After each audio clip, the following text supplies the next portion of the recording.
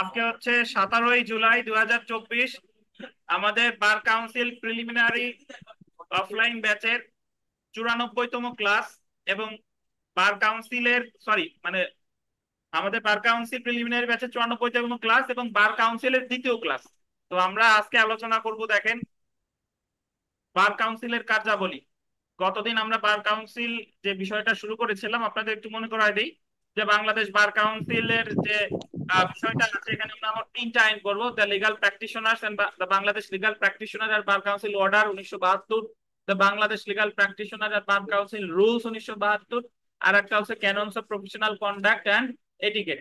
So অর্ডারে মোট অনুচ্ছেদ আছে 46টা, আর রুলস এ মোট বিধি আছে 101টা। 46টা অনুচ্ছেদে বিস্তারিতভাবে ব্যাখ্যা করা হয়েছে 101টা বিধিতে। আর পেশাগত আচরণ ও শিষ্টাচার বিধিমালায় যে 4টা অধ্যায় আছে, এই 4টা অধ্যায় মোট বিধি আছে কয়টা? 42টা। ওই যে প্রথম অধ্যায় হলো আইনজীবীদের সাথে আইনজীবী, দ্বিতীয় অধ্যায় আছে আইনজীবীদের সাথে মক্কেল, তৃতীয় অধ্যায় আছে আইনজীবীদের মানে আদালতের প্রতি আইনজীবীদের কর্তব্য, এবং চতুর্থ অধ্যায় আছে জনসাধারণ। তো এরকম মোট আছে কয়টা? 42টা বিধি। এবং সেই সাথে গতদিন আমরা একটু ধারণা লাভ করেছিলাম যে বাংলাদেশ বার কাউন্সিল গঠিত হয় 3 অনুচ্ছেদ অনুযায়ী। তারপরে বাংলাদেশ বার কাউন্সিলের মোট 3টা প্রতিষ্ঠানের কথা উল্লেখ আছে: একটা হলো বাংলাদেশ বার কাউন্সিল, তারপর হচ্ছে বার অ্যাসোসিয়েশন, আর একটা হচ্ছে আপনার ট্রাইব্যুনাল। এরপরে আমরা পড়েছিলাম যে 6 অনুচ্ছেদে বলছে যে বাংলাদেশ বার কাউন্সিলের একজন চেয়ারম্যান থাকবে আর একজন ভাইস চেয়ারম্যান থাকবে। চেয়ারম্যান হচ্ছে পদাধিকার বলে অ্যাটর্নি জেনারেল, আর ভাইস চেয়ারম্যান হচ্ছে ওই 14 জন সদস্যদের মধ্যে থেকে নির্বাচিত। এবং 6-এর ক সর্বশেষ করেছিলাম, যেখানে বলা হয়েছে যে সচিব সচিব পদটি বাংলাদেশ বার কাউন্সিলে সৃষ্টি করা হয় 2012 সালে। 12 সালের আগ পর্যন্ত কোনো সেক্রেটারি ছিল না, এবং সেক্রেটারি কি হবে? জেলা ও অতিরিক্ত জেলা জজ পদমর্যাদার। তো বার কাউন্সিলের সচিব হচ্ছে চিফ এক্সিকিউটিভ অফিসার, প্রধান নির্বাহী কর্মকর্তা, আর যদি বলি নির্বাহী কর্মকর্তাকে তাহলে ডেপুটি সেক্রেটারি।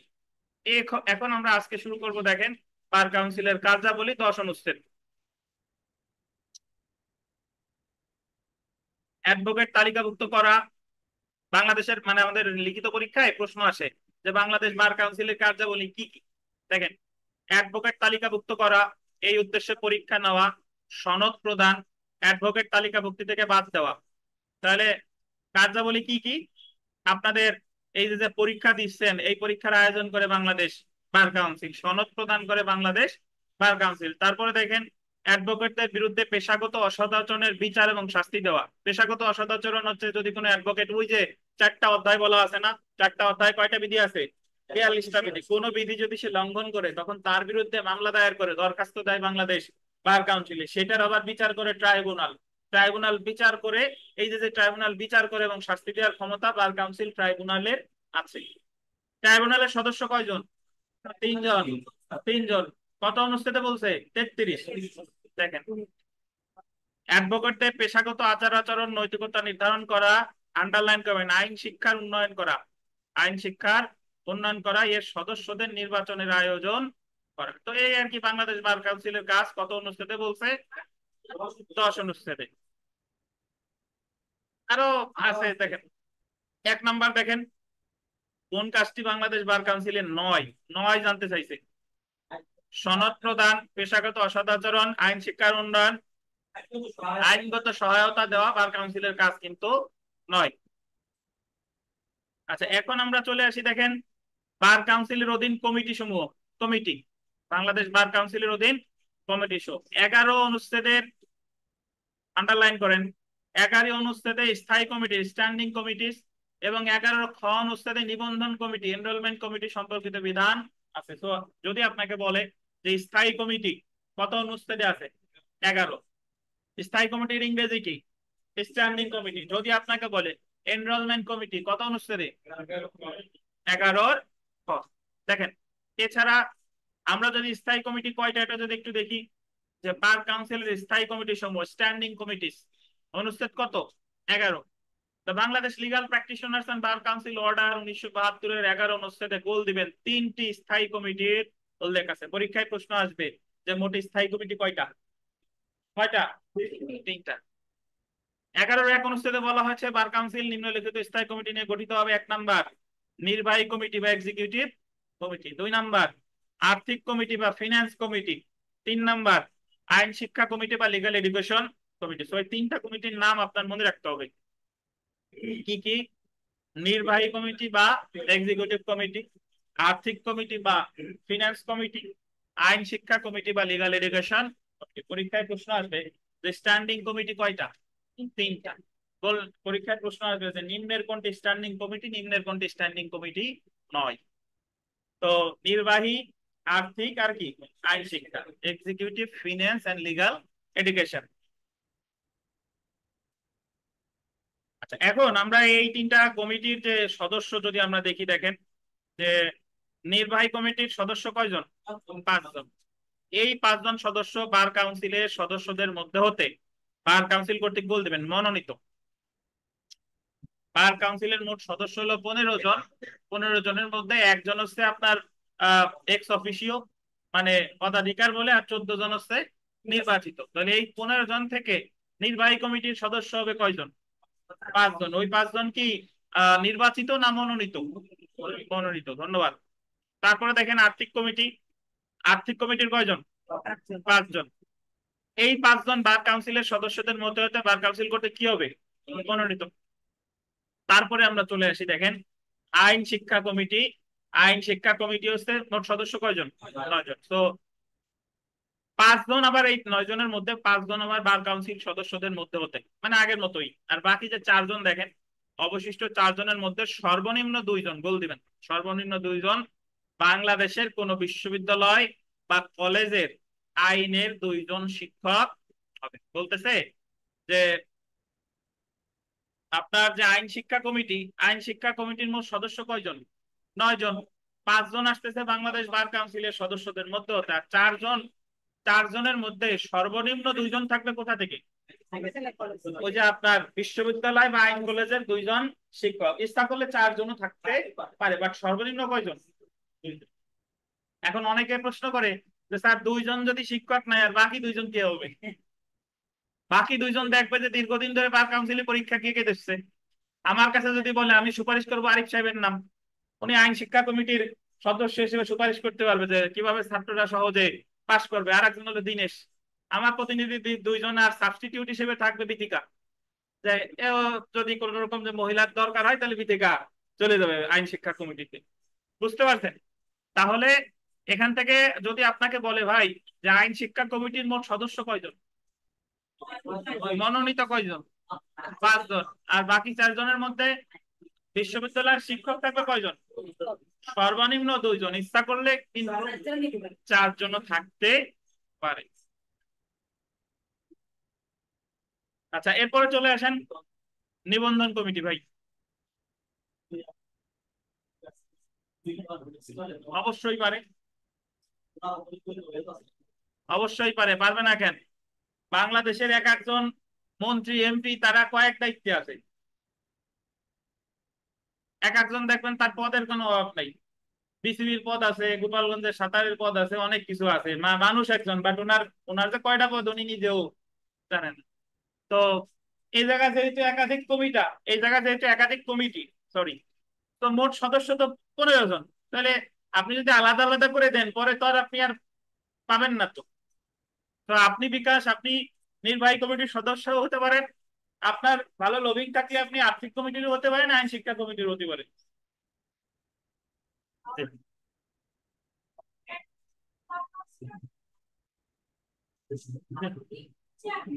জি। আচ্ছা, আমরা নিবন্ধন কমিটি আসি, দেখেন তাহলে আমার এই জায়গাতে কমিটি একটু মনে রাখেন। কমিটি মোট স্ট্যান্ডিং কমিটি কয়টা? 3টা। কত অনুচ্ছেদে বলছে? 11। 3টা কমিটি কি কি? নির্বাহী, হ্যাঁ নির্বাহী, আর্থিক, আইন শিক্ষা। নির্বাহী কয়জন? আর্থিক কয়জন? আইন শিক্ষা কয়জন? 9 জন। 5 জন আগের মতোই, আর বাকি 4 জন যে জায়গা থেকে থাকবে না কেন সর্বনিম্ন 2 জন থাকবে কি? বিশ্ববিদ্যালয় বা কলেজের শিক্ষক, আইন কলেজ বা বিশ্ববিদ্যালয়ের শিক্ষক। ধন্যবাদ। আমরা চলে আসি নিবন্ধন কমিটি। এনরোলমেন্ট কমিটি 11 খ। নিবন্ধন কমিটি হবে, গোল দিবেন 5 জন সদস্য নিয়ে। কজন সদস্য? 5 জন। নিবন্ধন কমিটির সদস্যরা হলো, আন্ডারলাইন করবেন, প্রধান বিচারপতি কর্তৃক মনোনীত। এটা গোল দেন, মনোনীত শব্দটা গোল দেন, প্রধান বিচারপতি আন্ডারলাইন করেন। প্রধান বিচারপতি কর্তৃক মনোনীত আপিল বিভাগের একজন বিচারক, যিনি নিবন্ধন কমিটির সভাপতি হবে। তাহলে নিবন্ধন কমিটির মোট সদস্য 5 জন, তার মধ্যে একজন হবে আপিল বিভাগের একজন বিচারপতি, যারা মনোনীত করবে কে? প্রধান বিচারপতি।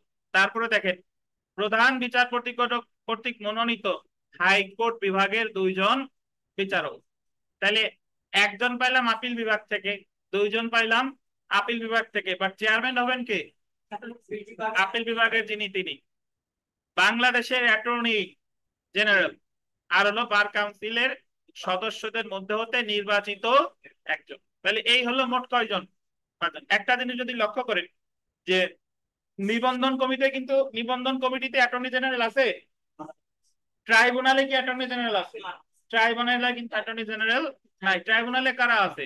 2 জন আছে নির্বাচিত সদস্যদের মধ্যে, 2 জন, আর একজন হলো অ্যাডভোকেট। আর নিবন্ধন কমিটি আপিল বিভাগের একজন বিচারপতি, হাইকোর্ট বিভাগের 2 জন বিচারপতি, অ্যাটর্নি জেনারেল আর বার কাউন্সিলের সদস্যদের মধ্যে হতে অবশ্যই অ্যাডভোকেট না হলে নির্বাচন কেমনে করবে? তাই বলেন। হ্যাঁ, না, যদি কমিটি উল্লেখ থাকবে। হ্যাঁ, কমিটি উল্লেখ হবে না। আপনাদের নিবন্ধন কমিটি যে স্থায়ী কমিটি, এরপরে আবার অন্যান্য কমিটিও আছে, ওইভাবে আসবে না। আসলে বলবে যে স্থায়ী কমিটি কয়টা? 3টা। বুঝতে পারছেন? হ্যাঁ, দেখেন, আচ্ছা, জেনে রাখা ভালো, জেনে রাখা ভালো। যদি দেখেন যে প্রধান বিচারপতি কর্তৃক মনোনীত আপিল বিভাগের বিচারক হবে নিবন্ধন কমিটির সভাপতি। নিম্ন আদালত এবং হাইকোর্ট বিভাগের আইনজীবীদের নিবন্ধন সংক্রান্ত কার্যাবলী সম্পাদন করবে নিবন্ধন কমিটি। অর্থাৎ নিম্ন আদালত এবং হাইকোর্ট ডিভিশনের যাবতীয়, যে আপনারা যে পরীক্ষা টরীক্ষা দিচ্ছেন, এই সকল পরীক্ষা টরীক্ষা নিয়ন্ত্রণ করে কে? নিবন্ধন কমিটি। বার কাউন্সিলের কোন কমিটি? নিবন্ধন কমিটি। ঠিক আছে, তাহলে নিবন্ধন কমিটি সদস্য কয়জন? কয়জন? 5 জন। কে কে? বিকাশ বলেন তো ভাই, বিকাশ ভাই।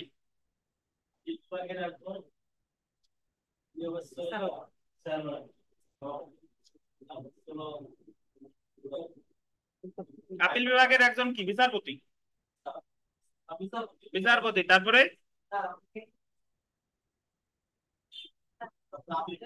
বিচারক বিচারপতি একই বলেন, একই একই একই বলেন। তারপরে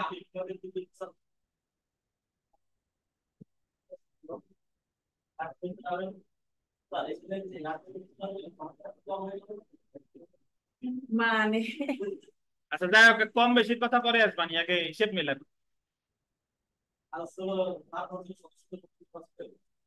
আচ্ছা, ধন্যবাদ।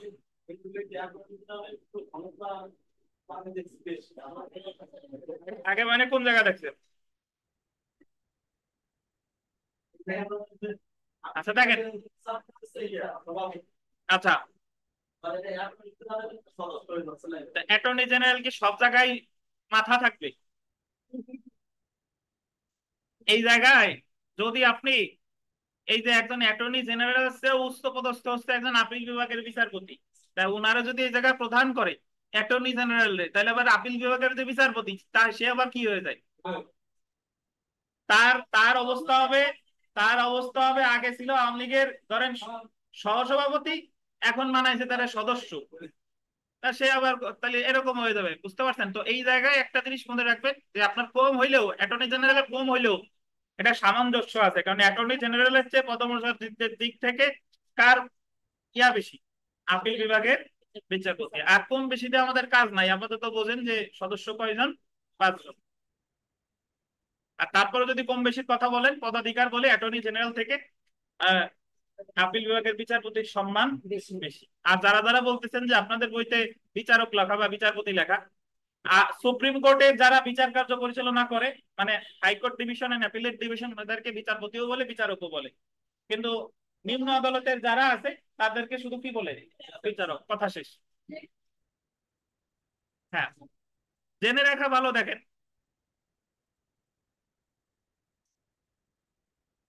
প্রধান বিচারপতি কর্তৃক মনোনীত আপিল বিভাগের বিচারক হবে নিবন্ধন কমিটির সভাপতি। ঠিক আছে, এটা তো আমরা পড়লামই। নিবন্ধন কমিটির কাজে আসি। দেখেন কাজ,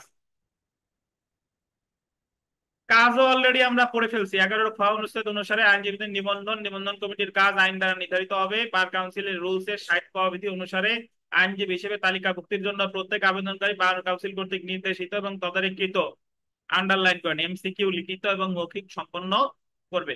60 খ বিধিতে বলা হয়েছে প্রত্যেক আবেদনকারী যে লিখিত পরীক্ষায় উত্তীর্ণ হয়েছে সে নিবন্ধন কমিটি কর্তৃক নির্দেশিত তদারকিত মৌখিক পরীক্ষার সম্মুখীন। এগুলো আমরা জানি নাকি? মোটামুটি এগুলো আমরা জানি। এর পয়েন্ট এত বেশি গুরুত্বপূর্ণ না। তো তার আগে 2 নম্বর পয়েন্টটা যদি একটু দেখি, দেখেন, বার কাউন্সিল কর্তৃক অ্যাডভোকেট হওয়ার সকল আবেদনপত্র, আন্ডারলাইন করেন, অ্যাডভোকেট হওয়ার সকল আবেদনপত্র নিবন্ধন কমিটিতে উপস্থাপন করতে হয়। আপনারা এই যে যত যা আছে এগুলো উপস্থাপন করতে হয় কোথায়? নিবন্ধন কমিটি। উক্ত কমিটি এমন আবেদন মঞ্জুর করা বা প্রত্যাখ্যান করতে পারে। এনরোলমেন্ট বা নিবন্ধন কমিটির প্রধান কাজ হলো প্রত্যেক আবেদনকারী যে লিখিত পরীক্ষায় উত্তীর্ণ হয়েছে তার মৌখিক পরীক্ষা গ্রহণ করা বা এনরোলমেন্ট পরীক্ষা প্রার্থীগণের দরখাস্ত মঞ্জুর করা।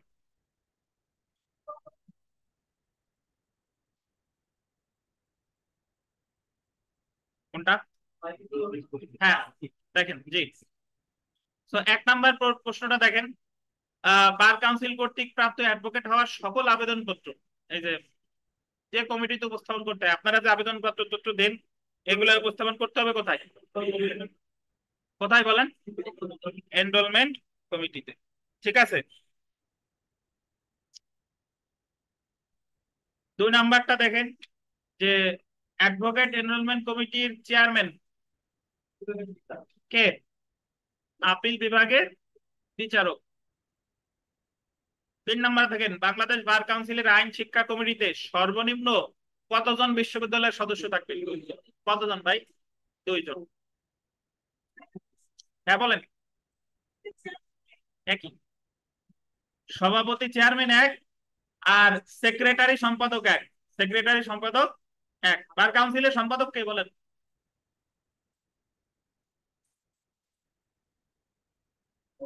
জেলা জজ বা অতিরিক্ত জেলা জজ পদমর্যাদার যিনি সচিব তিনি হচ্ছে কি? সম্পাদক। তারপরে আমরা চলে আসি, দেখেন, অন্যান্য যে সকল কমিটির বিধান আছে, অন্যান্য যে সকল কমিটির বিধান আছে, অনুচ্ছেদ 75 ক, অনুচ্ছেদ কেটে লেখেন বিধি 75 ক। অনুচ্ছেদ 75 আছে? যার বিধি আছে সে বিধি লেখেন। অনুচ্ছেদ আছে মোট কয়টা? 46টা।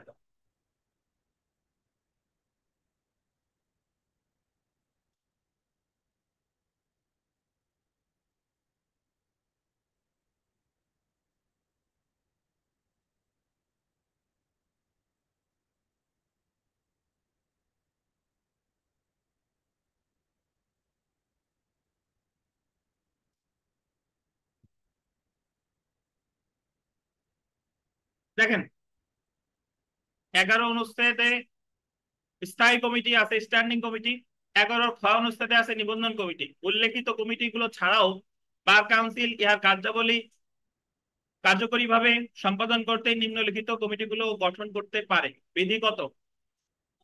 75 ক। So, যেভাবে আপনার পরীক্ষায় প্রশ্ন হতে পারে, যদি আপনাকে বলে যে বার কাউন্সিল অর্ডার, অর্ডার তো কয়টা? 46টা। 46টা অনুচ্ছেদে মোট কয়টা কমিটির কথা বলা আছে? এই স্থায়ী 3টা আর হচ্ছে নিবন্ধন একটা। কয়টা? 4টা। আর এই যে যে 75 কতে যতগুলো কমিটির কথা বলা আছে এটা কিন্তু অর্ডারে নাই। এটা কোথায় আছে? রুলসে। রুলসে দেখেন, প্রথম যেটা, 1 নম্বর, law reform committee. Law reform committee.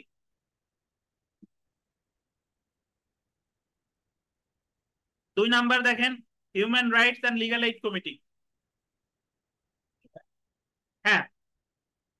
তারপর দেখেন house committee, relief committee, roll and publication committee, complaint and vigilance committee. Complaint and vigilance committee. এই জায়গা মোট কমিটি আছে কয়টা? 6টা। তাহলে ল রিফর্ম কমিটি মানে জানেন? ল রিফর্ম শব্দের অর্থ হলো সংস্কার, আইন সংস্কার কমিটি। ঠিক আছে। তারপরে দেখেন human rights and legal aid committee. Human rights মানে কি? মানবাধিকার, এবং লিগাল এইড মানে আইনগত সহায়তা। তাহলে মানবাধিকার এবং আইনগত সহায়তা কমিটি। হাউস কমিটি মানে কি? গৃহায়ন। হাউস কমিটি মানে কি? গৃহায়ন কমিটি। যাই হোক, আসমা খানম এই জায়গায় আপনাদের একটু লেখাইছিলাম না, কোন কমিটির কি কাজ লেখছেন নাকি? লেখা আছে আপনার বইতে?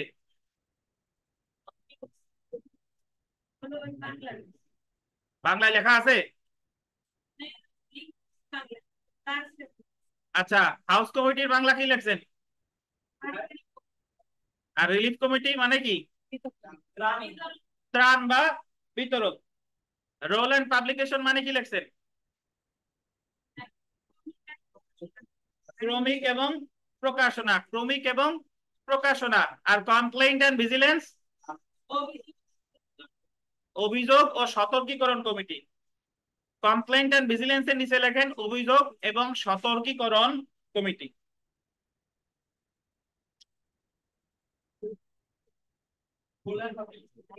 রোল এন্ড পাবলিকেশন কি লিখছেন? ক্রমিক এবং প্রকাশনা কমিটি।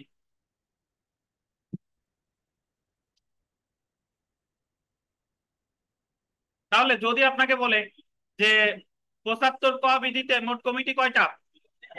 কয়টা বলেন? ৬টা।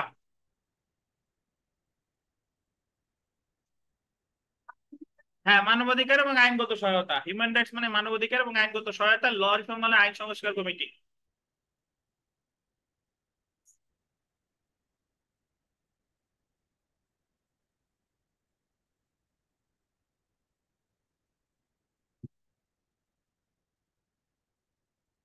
লিখছেন?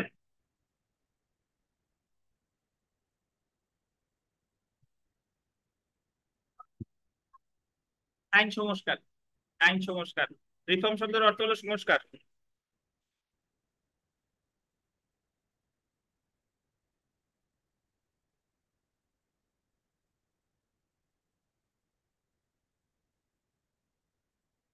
তাহলে মোট কমিটি কয়টা? ৬টি কমিটি। দেখেন, প্রত্যেকটি কমিটির সদস্য অনধিক ৫ জন। অনধিক কয়জন? অনধিক ৫ জন মানে কি? সর্বোচ্চ ৫ জন। সর্বোচ্চ ৫ জন মানে প্রত্যেকটা কমিটির সদস্য ইচ্ছা করলে ৫ জনের কমও হতে পারে।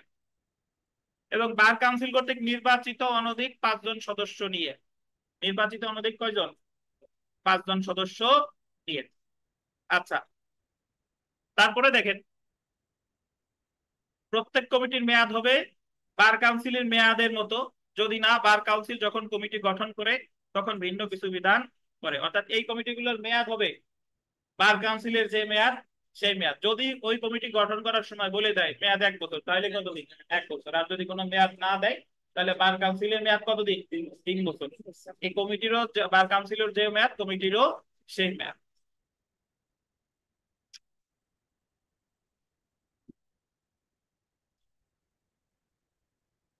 তাহলে আপনারা বলেন যে Bangladesh legal practitioners and bar council order and rules. Order and rules এ মোট কয়টা কমিটির কথা বলছে? স্থায়ী ৩টা, নিবন্ধন ১টা, ৪টা, আর এই যে হচ্ছে কয়টা? ৬টা। ওই জায়গা ছিল নির্বাহী কমিটি বা এক্সিকিউটিভ কমিটি, আর্থিক কমিটি বা ফিনান্স কমিটি, আইন শিক্ষা কমিটি বা লিগাল এডুকেশন কমিটি। তারপরে ছিল আপনার নিবন্ধন কমিটি বা এনরোলমেন্ট কমিটি। এই জায়গা হচ্ছে আপনার ল রিফর্ম কমিটি। তারপরে হচ্ছে আপনার human rights and legal aid committee, house committee, relief committee, roll and publication committee, complaint and vigilance committee. আমরা একটু চলে আসি, প্রশ্নে চলে আসি। দেখেন, Bangladesh legal practitioners and bar council আদেশে কয়টি স্থায়ী কমিটির উল্লেখ আছে? কয়টা স্থায়ী কমিটির উল্লেখ আছে? কয়টা বলেন? 3টি। 3 নাম্বার দেখেন, Bangladesh legal practitioners and bar council আদেশের ড্যাশ অনুচ্ছেদ অনুযায়ী কমিটি সমূহের বিধান আছে কততে বলেন? স্থায়ী কমিটির বিধান আছে 11তে নাকি? এনরোলমেন্ট কমিটি আছে কততে? 11 খ। নির্বাহী কমিটিতে সদস্য কয়জন? 5 জন। আর্থিক কমিটির কয়জন? আইন শিক্ষা কমিটির কয়জন? 9 জন। কিন্তু আইন শিক্ষা কমিটিতে বিশ্ববিদ্যালয় থেকে শিক্ষক থাকে সর্বনিম্ন কয়জন? 2 জন। তো এগুলা মোটামুটি যা যা পড়লাম তা পারবেন, কোনো সমস্যা নাই। ওই 4 জন যদি আরিফ সাহেব আর দিনেশ সেও নিয়ে যায় তাও কোনো সমস্যা নাই। উনাদেরও বানাই দিলাম যে গোপালগঞ্জ যে আমাদের যে ল কলেজের শিক্ষক। 17 নম্বর দেখেন, the Bangladesh legal practitioners and bar council rules 75 ক বিধি অনুযায়ী বার কাউন্সিলের কয়টি কমিটি গঠন করতে পারে? 75 কতে কয়টা? 6টা।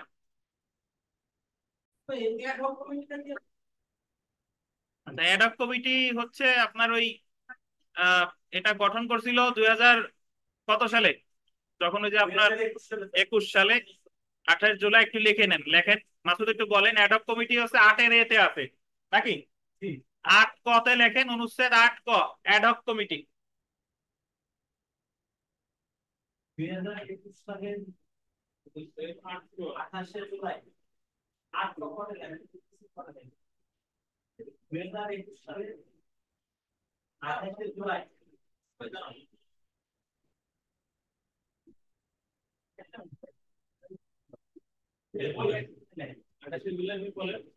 শোনা যাচ্ছে না। শোনা লাগবে না, স্ক্রিনে দেখেন। 2021 সালের 28 জুলাই 8 অনুচ্ছেদ সংশোধন করা হয়।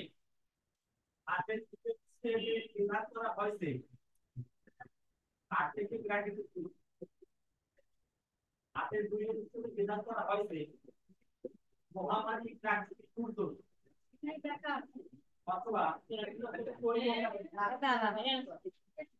মহামারী প্রাকৃতিক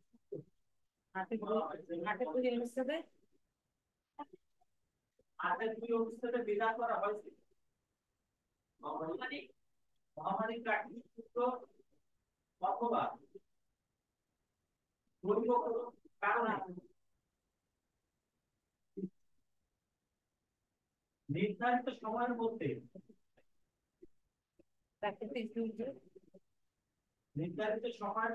নির্বাচন অনুষ্ঠান সম্ভব না হলে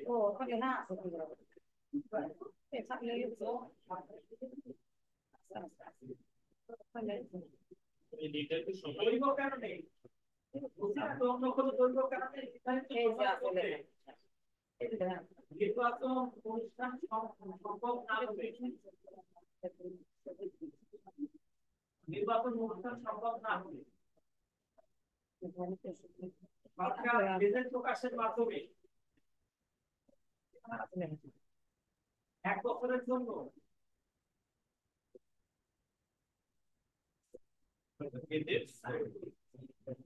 গেজেট প্রকাশের মাধ্যমে 1 বছরের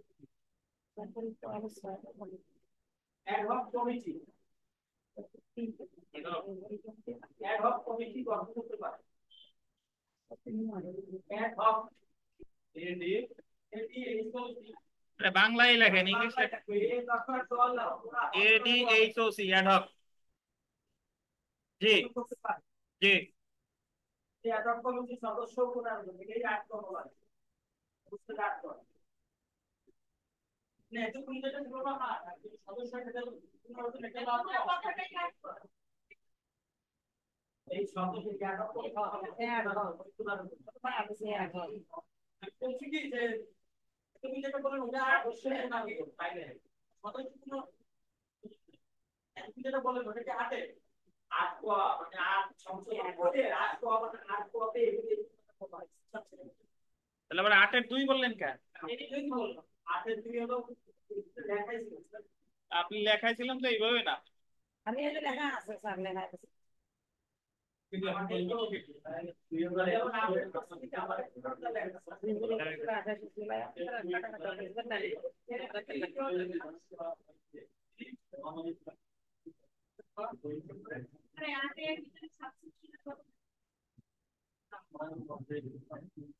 আচ্ছা, প্রিন্ট দিয়ে দিব, সমস্যা নাই, আপনারা ই করেন না, দিয়ে দিব, টেনশনের কিছু নাই। আগে জাস্ট এতটা বুঝেন যে অ্যাডহক কমিটির মেয়াদ হচ্ছে কতদিন? অ্যাডহক কমিটির মেয়াদ হচ্ছে 1 বছর। এবং এটা অ্যাডহক কমিটি নরমালি গঠন করা হয় কখন? যখন আমাদের করোনা অবতীর্ণ হলো, তখন করোনার সময় তো লকডাউন, তো ওই সময় বার কাউন্সিলের নির্বাচনের বছরও চলে আসলো। তো ওই মুহূর্তে তো নির্বাচন অনুষ্ঠান করা সম্ভব হচ্ছে না। আবার বার কাউন্সিলের ওই যে বলা আছে যে নির্ধারিত সময়ের মধ্যে যদি নির্বাচন অনুষ্ঠিত না হয় তাহলে নির্ধারিত মেয়াদ শেষে সকলে তার পদ হারাবে। এখন নির্বাচন অনুষ্ঠান করতে পারতেছে না, আবার পদও যদি হারায় তাহলে একটা হযবরল অবস্থা সৃষ্টি হয়ে যায়। তখন এটা সংশোধন করা হলো, বুঝতে পারছেন? সংশোধন করে তখন হচ্ছে আপনার অ্যাডহক কমিটির মেয়াদ, এবং এটা 8 পথে অ্যাকচুয়ালি বলে নাই, এটা 8-এর 2-তেই বলছে। জি, 8-এর 2, 8 ক না, 8-এর 2।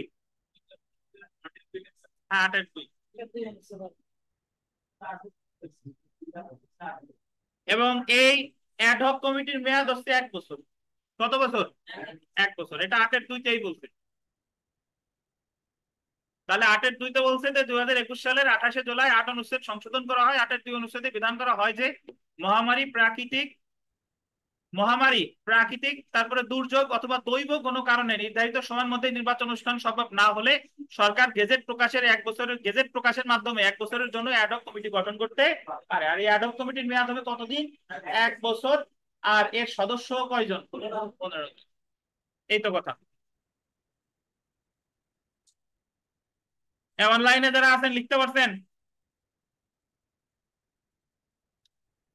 গোপালগঞ্জ M12, আপনি কে? রেসপন্স করেন। অনলাইনে একজন আছেন গোপালগঞ্জ M12?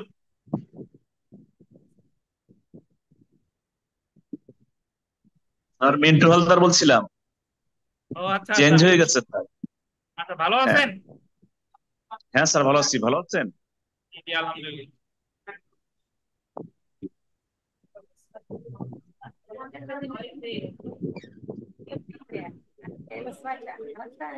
আর একটা নিবন্ধন, এই যে। আসসালামাইকুম স্যার। ওয়ালাইকুম আসসালাম। স্যার আমি সুমন। স্যার আপনার এক জায়গায় বসে আছো? স্যার টুঙ্গি বেড়া বেড়াতে। স্যার চেন স্যার। জি জি জি জি জি, শামীম সাহেব কি বলছিলেন? শুনতে পারি না, আবার বলেন। স্যার আমি সুমন। স্যার সুমন আমার আইডিতে অ্যাড হয়েছে একসাথে। মানে এক জায়গায় বসে কথা বলতেছি স্যার, এক জায়গায় বসে ক্লাস শুনতেছি স্যার। সুমন সুমন সাহেব ওই যে ব্যাপগ্রামের, আপনার ব্যাপগ্রামের সুমন স্যার, না মিয়াপাড়া। মেয়াপাড়ার। সুমন সাহেবের তো ক্লাস করার দরকার নাই, উনি তো পারে। আমি ক্লাস করতেছি না তো, আমি তো এমনি দেখা হলো না সাথে। সবচেয়ে পচা ছাত্র তো আমি স্যার, এই জন্য আমি একটু একটু বসে বসে একটু শুনি স্যার, আসতে পারি না সেটাই স্যার, দৌড়ই পারি না। দেখেন, সাহেব পারে। দেখেন, আমরা অন্য জায়গায় চলে আসি। বার কাউন্সিলের গঠন।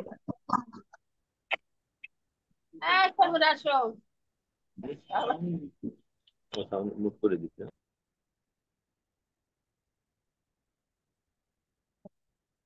বার কাউন্সিলের তহবিলে আসেন অনুচ্ছেদ 13 থেকে 16।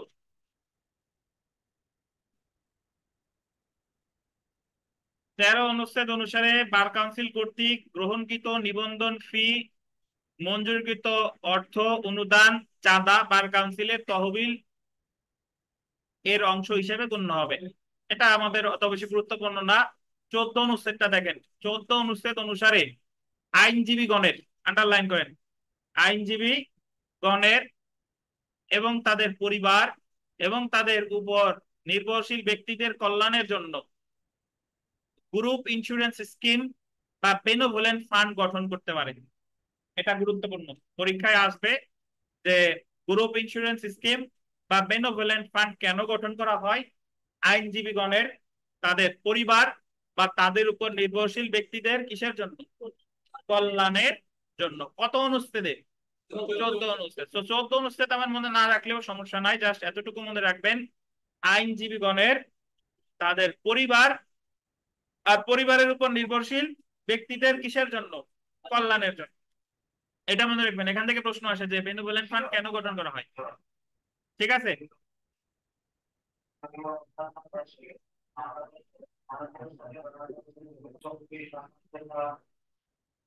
পরেরটা দেখেন, কোন দুর্দশাগ্রস্ত আইনজীবী, তার পরিবার, তার উপর ভরণ পোষণের জন্য নির্ভরশীল কোনো ব্যক্তিকে সহায়তার জন্য যুদ্ধ বা প্রাকৃতিক দুর্যোগের দ্বারা ক্ষতিগ্রস্ত বার সমিতিকে সহায়তার জন্য 15 অনুচ্ছেদ অনুসারে গোল দিবেন ত্রাণ তহবিল গঠন করতে পারে। তাহলে এখানে দুইটা তহবিলের কথা বলছে, একটা হলো গ্রুপ ইন্স্যুরেন্স স্কিম বা বেনেভোলেন্ট ফান্ড বা কল্যাণ তহবিল। বেনেভোলেন্ট শব্দের অর্থ কল্যাণ, ফান্ডের অর্থ কি তহবিল।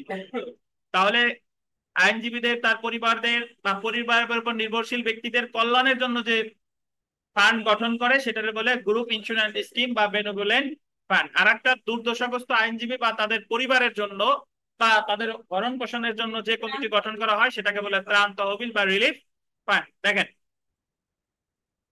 বার কাউন্সিল কর্তৃক নিয়োগকৃত হিসাব নিরীক্ষক বা অডিটর দ্বারা বাংলাদেশ বার কাউন্সিল তহবিল নিরীক্ষা করা হবে। সো পরীক্ষায় প্রশ্ন আসে যে বার কাউন্সিলের তহবিল নিরীক্ষা করানো হবে কাকে দ্বারা, কার দ্বারা বলেন? হিসাব নিরীক্ষক বা অডিটর দ্বারা। তারপরে দেখেন, বার কাউন্সিলের নিরীক্ষা হিসাব অডিটেড অ্যাকাউন্ট পার্লামেন্ট সচিবালয়ের মাধ্যমে, এটা আন্ডারলাইন করেন, পার্লামেন্ট সচিবালয়ের মাধ্যমে পার্লামেন্টের সরকারি হিসাব সম্পর্কিত স্থায়ী কমিটি পাবলিক অ্যাকাউন্ট্যান্টস কমিটির নিকট দাখিল করতে হবে। তো এটা একটু গুরুত্বপূর্ণ। দেখেন, বার কাউন্সিলের হিসাব পার্লামেন্ট সচিবালয়ের মাধ্যমে পার্লামেন্টের সরকারি হিসাব সম্পর্কিত স্থায়ী কমিটি এর নিকট দাখিল করতে হবে। তাহলে এখান থেকে দুইটা প্রশ্ন হতে পারে যে বার কাউন্সিলের নিরীক্ষা চালানো হবে কাকে দ্বারা? হিসাব নিরীক্ষক দ্বারা, যাকে বলে কি অডিটর। তারপরে এই যে হিসাব নিরীক্ষক দ্বারা যে হিসাব করা হলো এটা সচিবালয়ের মাধ্যমে কার নিকট সাবমিট করা হবে?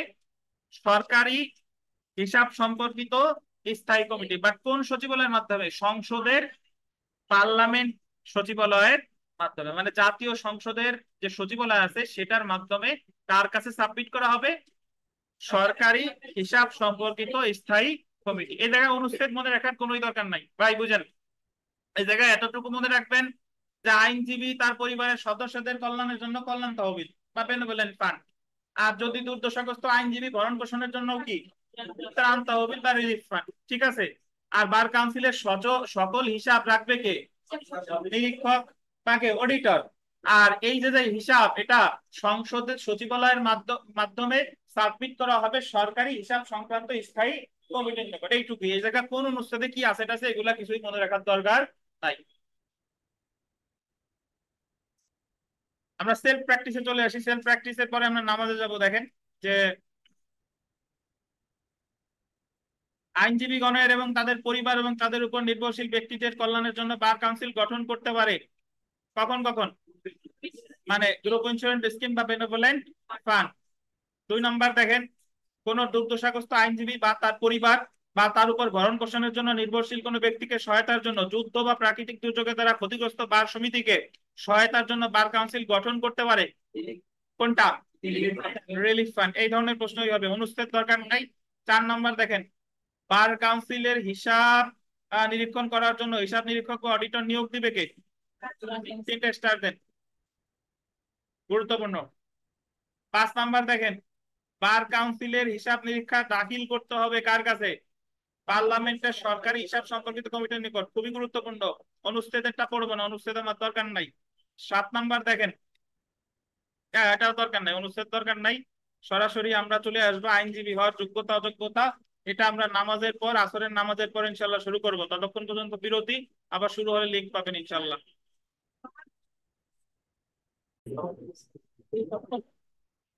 আমরা পড়া শুরু করি। দেখেন, আইনজীবী হওয়ার যোগ্যতা এবং অযোগ্যতা।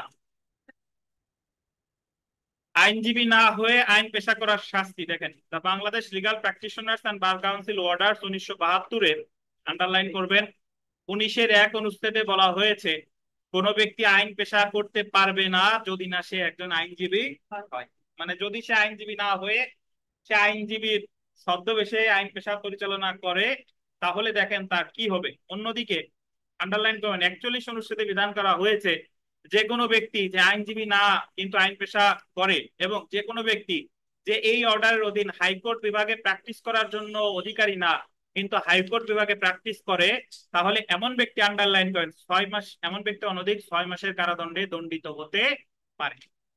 তো যদি কেউ ধরেন গোপালগঞ্জ কোর্টে একজন অ্যাডভোকেসি করতেছে বাট প্রকৃতপক্ষে সে আইনজীবী না, বার কাউন্সিলে তালিকাভুক্ত আইনজীবী না, তাহলে তার শাস্তি হইতে পারে 41 অনুচ্ছেদ অনুসারে কতদিন?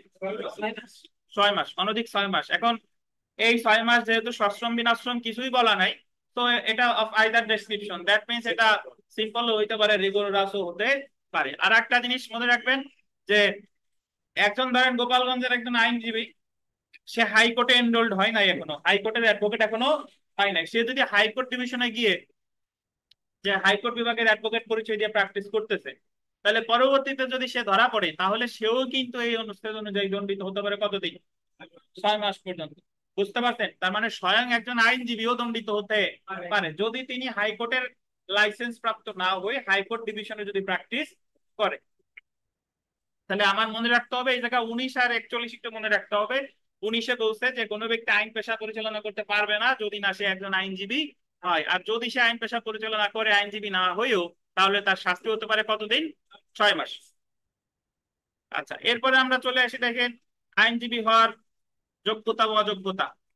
আচ্ছা, তার আগে এই 41-এর ওই জায়গায় একটু লেখেন যে টাউটের শাস্তি। টাউট টাউট টাউট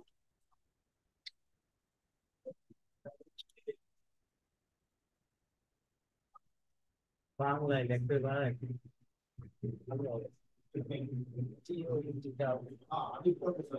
ভাই।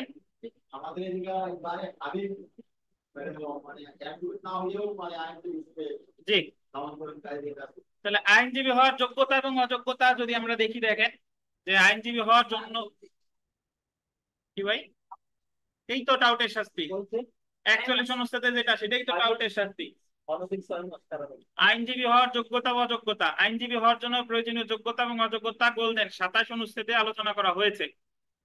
হাইকোর্ট বিভাগে আইন পেশা করার অনুমতির জন্য প্রয়োজনীয় যোগ্যতা গোল দিবেন 21 অনুচ্ছেদে উল্লেখ করা হয়েছে। অর্থাৎ শুধু আইনজীবী হওয়ার যোগ্যতা সম্পর্কে বলছে 27 অনুচ্ছেদে, শুধু আইনজীবী যখন হয়ে যাবেন তখন হাইকোর্ট বিভাগের আইনজীবী হওয়ার যোগ্যতা সম্পর্কে বলছে কততে? 21-এ। 27 অনুচ্ছেদে উল্লেখিত যোগ্যতা এবং অযোগ্যতা প্রথমে নিম্ন আদালতে অ্যাডভোকেটের জন্য হলেও এই যোগ্যতা অযোগ্যতা হাইকোর্ট বিভাগে আইনজীবীদের ক্ষেত্রেও প্রযোজ্য। তাহলে আমরা আগে পড়ি 27। দেখেন অ্যাডভোকেট হওয়ার যোগ্যতা 27 অনুচ্ছেদ। এখানে যে অ্যাডভোকেট না সেও যে শাস্তি পাচ্ছে, বাট অ্যাডভোকেট হওয়ার পরেও যদি হাইকোর্টের হ্যাঁ সেও সেম হ্যাঁ, সে তো একই কাজ করলো, যে সে তো হাইকোর্ট বিভাগে, সে নিম্ন আদালতের অ্যাডভোকেট, হাইকোর্টের অ্যাডভোকেট তো হয় নাই। সে যদি নিম্ন আদালতের অ্যাডভোকেট হয়ে হাইকোর্ট বিভাগে পারমিশন না পেয়ে হাইকোর্ট বিভাগে প্র্যাকটিস করতেছে, তাহলে সেও দণ্ডিত হতে পারে, সেও টাউট। অবশ্যই আপনি তো দণ্ডবিধি অনুসারে তো যদি তার বিরুদ্ধে মামলা করতে হবে, এটা তো মামলা হলো তার বিরুদ্ধে অ্যাডভোকেট হিসেবে, যে বার কাউন্সিলে যদি আপনি অভিযোগ জানান তাহলে সেই ক্ষেত্রে এই ব্যক্তি দণ্ডিত হতে পারে কতদিন? 6 মাস।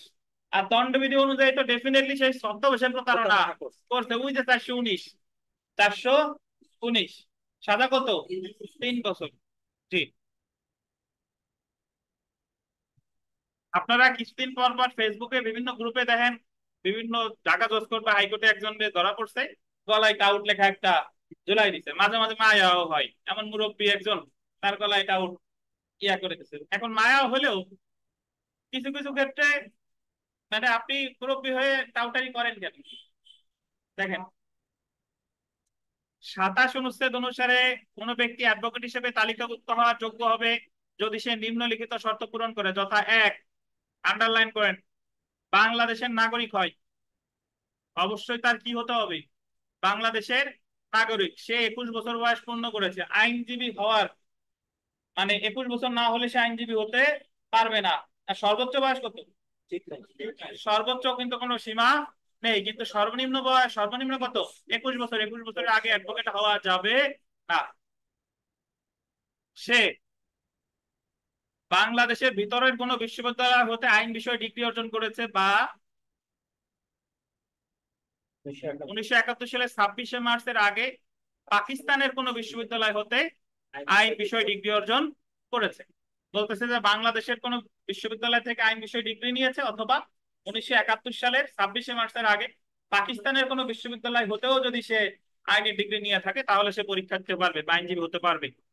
1947 সালের 14 আগস্টের পূর্বে the government of India act 1935-এ সংজ্ঞায়িত ভারতীয় সীমানার যে কোনো এলাকার বিশ্ববিদ্যালয় হতে আইন বিষয়ে ডিগ্রি অর্জন করেছে। তাহলে 47 সালে 14ই আগস্টের পূর্বে তো আমরা ছিলাম ব্রিটিশের অধীন। 47 সালেই তো আইসা ভারত পাকিস্তান ভাগ হলো, আর বাংলাদেশ পাকিস্তান ভাগ হলো কততে? 71-এ। তো 47-এর আগেও যদি কোনো বিশ্ববিদ্যালয় থেকে আপনি নিয়ে থাকেন সেক্ষেত্রে হবে। তারপরে দেখেন, বার কাউন্সিল কর্তৃক স্বীকৃত বাংলাদেশের বাইরের কোনো বিশ্ববিদ্যালয় হতে আইন বিষয়ে ডিগ্রি অর্জন করেছে। আপনি পৃথিবীর যে কোনো দেশ থেকে আনলেই হবে না, ওই বিশ্ববিদ্যালয়টা অবশ্যই বাংলাদেশ বার কাউন্সিল কর্তৃক কি হতে হবে? স্বীকৃত হতে হবে। এবং সে কি হলে? ব্যারিস্টার হলে। ব্যারিস্টার, এখন অনেকে প্রশ্ন করতে পারেন স্যার ব্যারিস্টার কি? ব্যারিস্টার হচ্ছে যে আপনি যখন ইংল্যান্ডে আইন বিষয় পড়াশোনা করে যখন ইংল্যান্ডের যে বারের সদস্য হবেন তারে বলে ব্যারিস্টার। আপনি যেরকম বাংলাদেশে আইন বিষয়ে পড়াশোনা করে বাংলাদেশে যে 3টা ধাপে পরীক্ষা দিচ্ছেন, পরীক্ষা দেওয়ার পরে আপনি হচ্ছেন কি? অ্যাডভোকেট।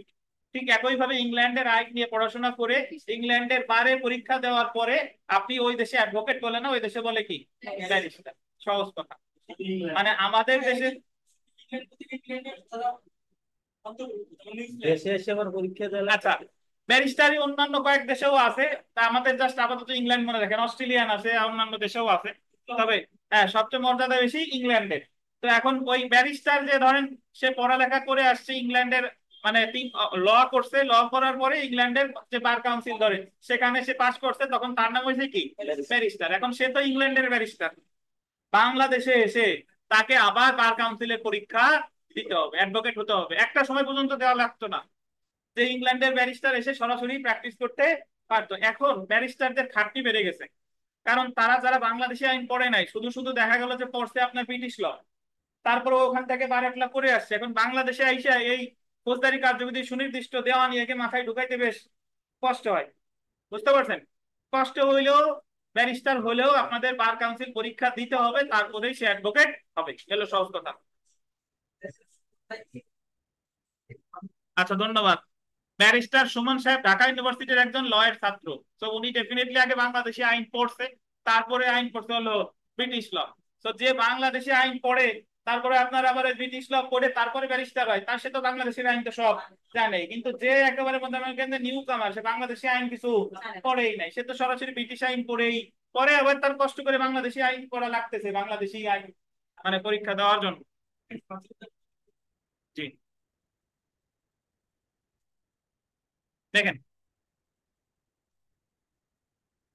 আমরা যখন মাস্টার্সে পড়ি তখন আমাদের বিশ্ববিদ্যালয়ে 2জন ব্যারিস্টার বিভিন্ন আরেক জায়গা থেকে এসে ভর্তি হলো। তো একজন, আমরা তো যখন মাস্টার্সে থাকা অবস্থায় আমি বার কাউন্সিলের প্রিলিমিনারি পরীক্ষা পেয়ে গেছি। তা আমরা অ্যাটেন্ড করলাম, প্রিলিতে পাস করলাম, কিন্তু ব্যারিস্টার সাহেব অ্যাটেন্ড কোনো পরীক্ষাই দিলেন না। কারণ উনি হলো, ওনার টার্গেট হলো মাস্টার্স করছে, উনি পরীক্ষা দিবে কে? উনি তো বার কাউন্সিলের আইন মানে দেশি আইন ভালোভাবে পড়ি নাই, কারণ উনি সরাসরি পারেটলা করে আসছে। তো উনি হলো পরে পরীক্ষা দিবে এই কারণে। তো এই কারণে যে আপনি ব্যারিস্টার হন আর বা যা হন, বাংলাদেশে আইন পড়ে আগে আপনাকে বার কাউন্সিলে পরীক্ষা দিয়ে অ্যাডভোকেট হতে হবে। দেখেন, তো তারপরে দেখেন, বার কাউন্সিল কর্তৃক নির্ধারিত পরীক্ষায় উত্তীর্ণ বা পাশ করেছে এবং সে নিবন্ধন ফি পরিশোধ করেছে এবং বার কাউন্সিল কর্তৃক বিধিতে উল্লেখিত অন্য কোনো শর্ত প্রতিপালন করেছে, এই আর কি। তো এই পাশে আমরা চলে আসি, দেখেন যে মোক্তার, মোক্তার 27-1 ক, যে ব্যক্তি, আচ্ছা এখন প্র্যাকটিসে নাই, বাট আমাদের যে আইন আছে এটা এখনো বাতিলও করে নাই। বুঝতে পারছেন? এখনো বাতিলও করে নাই। মুক্তারটা দেখেন, যে ব্যক্তি সর্বনিম্ন গোল দেন 7 বছর, সর্বনিম্ন 7 বছর যাবৎ গোল দিবেন মুক্তার হিসেবে কাজ করেছে, সে উপরে উল্লেখিত 27 অনুচ্ছেদের ক, খ, গ ও ম, ক, খ, গ ও ম অনুচ্ছেদের বর্ণিত শর্তসমূহ পূরণ করলে সে একজন অ্যাডভোকেট হিসেবে তালিকাভুক্ত হতে পারে। ক, খ, ঘ ও মতে কি আছে আমরা দেখি আসেন। কতে আছে সে বাংলাদেশের নাগরিক, খতে আছে 21 বছর বয়স পূর্ণ করেছে, গতে আছে বার কাউন্সিল কর্তৃক পরীক্ষায় কি পাশ করেছে, উময়সে সে নিবন্ধন পরীক্ষার ফিস পরিশোধ করেছে। এটার অর্থ হলো, ধরেন যদি কোনো ব্যক্তি যার এলএলবি ডিগ্রি নাই, যার কি নাই, এলএলবি ডিগ্রি নাই, বাট সে কোর্টে মুক্তার হিসেবে কাজ করছে কতদিন? 7 বছর, at least 7 years।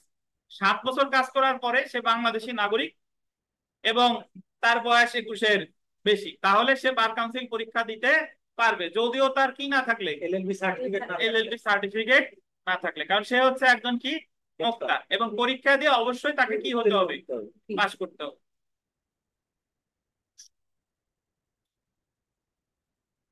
এই যে দেখেন লাস্টে বললো, অর্থাৎ 27 গ অনুচ্ছেদে উল্লেখিত শিক্ষাগত যোগ্যতা না থাকলেও সে অ্যাডভোকেট হতে পারবে। তাহলে 27 গতে কি বলা আছে? 27 গতে ওই যে বলা আছে যে বিশ্ববিদ্যালয়ে পাশের কথা, ডিগ্রি অর্জনের কথা। তাহলে ডিগ্রি অর্জন না করলেও তার মুক্তার হিসেবে কাজ করতে হবে কত বছর? 7 বছর। বিবিআই পরীক্ষায় থাকুক বা না, মানে বাংলাদেশে প্রচলন থাকুক বা না থাকুক, এটা আমার জানতে হবে। আমরা ফৌজদারি কার্যবিধিতে পড়ছিলাম, মনে আছে কিনা আপনাদের, যে কোন শ্রেণী ম্যাজিস্ট্রেট বেত্রাঘাত প্রদান করতে পারে? প্রথম শ্রেণীর ম্যাচ বেত্রাঘাত এখন আর অনুমোদিত সাজা না, দণ্ডবিধি অনুযায়ী অনুমোদিত সাজা না, বাট আমাদের ফৌজদারি কার্যবিধি 32-এ বলা আছে প্রথম শ্রেণী ম্যাজিস্ট্রেট বা মেট্রোপলিটন ম্যাজিস্ট্রেট বেত্রাঘাত প্রদান করতে পারে। যেরকম আমরা সাম্প্রতিককালে সাক্ষ্য আইন শেষ করে আসলাম, সাক্ষ্য আইনের জুরি আছে কত ধারায়? জুরি ব্যবস্থার আমাদের দেশে প্রচলিত নাই, কিন্তু ওই ধারাটা কিন্তু এখনো আছে।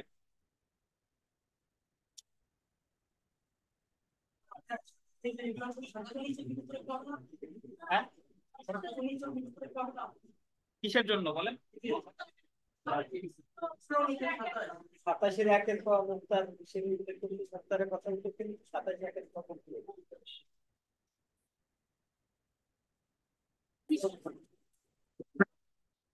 কি হয়েছে বলেন? না 27 ক না তো, 27-এর 1 দেখেন, 27-এর 1 ক মানে 27-এর সাবসেকশন 1 আছে, তারপর আর একটা সাবসেকশন যোগ করছে, সেটা হলো 1-এর ক। অ্যাডভোকেট হওয়ার অযোগ্যতা 27-এর 3। কোন ব্যক্তি অ্যাডভোকেট হিসেবে তালিকাভুক্ত অযোগ্য হবে যদি, আন্ডারলাইন করবেন, সে সরকারি বা সরকারি বিধিবদ্ধ সংস্থার চাকরি হতে, গোল দিবেন, নৈতিক স্থলনের অভিযোগে অপসারিত বা বরখাস্ত হয় এবং অপসারণের তারিখ হতে 2 বছর অতিক্রম না করলে। তাহলে আপনি বরখাস্ত বা অপসারিত হয়েছেন কি চাকরি হতে? সরকারি চাকরি হতে বা সরকারি বিধিবদ্ধ সংস্থার চাকরি হতে। কিসের কারণে? নৈতিক স্থলনের কারণে। এবং বরখাস্ত হওয়ার পর কত বছর অতিক্রম হওয়া লাগবে? 2 বছর। 2 বছর অতিক্রম না হলে কিন্তু কি পরীক্ষা দেওয়ার যোগ্যতা হবে না। আজকে যদি কেউ সরকারি চাকরি থেকে বরখাস্ত হয় নৈতিক স্থলনজনিত কারণে, তো তাকে অ্যাডভোকেটশিপ পরীক্ষা দেওয়ার জন্য অপেক্ষা করতে হবে কতদিন? 2 বছর। 2 বছরের আগে যদি সে অ্যাটেন্ড করে তাহলে কিন্তু সে অযোগ্য বলে বিবেচিত হবে। তারপরেরটা দেখেন। আচ্ছা, এখন একটা জিনিস এখানে খেয়াল রাখেন যে এটা কিন্তু বেসরকারি চাকরির ক্ষেত্রে প্রযোজ্য না। এটা কিসের ক্ষেত্রে প্রযোজ্য?